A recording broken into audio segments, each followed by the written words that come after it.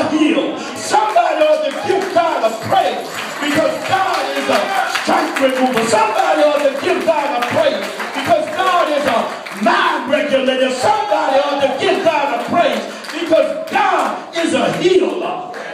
I'm so glad that he stayed on the cross. And I like to say on this afternoon, for somebody that needs me to reiterate it, his darkest hour was our brightest day. Oh yes it was. As dark as it was on Good Friday. Good meaning great. But if you would look at the oxymoron for looking at things from the standpoint of, say for example, Elder used something else last night, but I'll use Michael Jackson. And they say he was bad.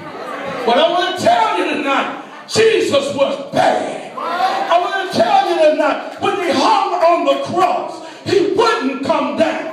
Because he knew every hair in your head. He wouldn't come down because he knew you needed to be ransomed. He wouldn't come down because there needed to be somebody who could propitiate, somebody who was holy, sanctified, righteous, and pure. Let me put it this way. There needed to be, good God from heaven, a lamb without a spot or a blemish. He would not come down until he saved my soul. He wouldn't come down until he paid for your soul. Is there anybody here after all these years that doesn't mind giving God a shout, telling the Lord thank you, praising the Lord for how far he brought you from?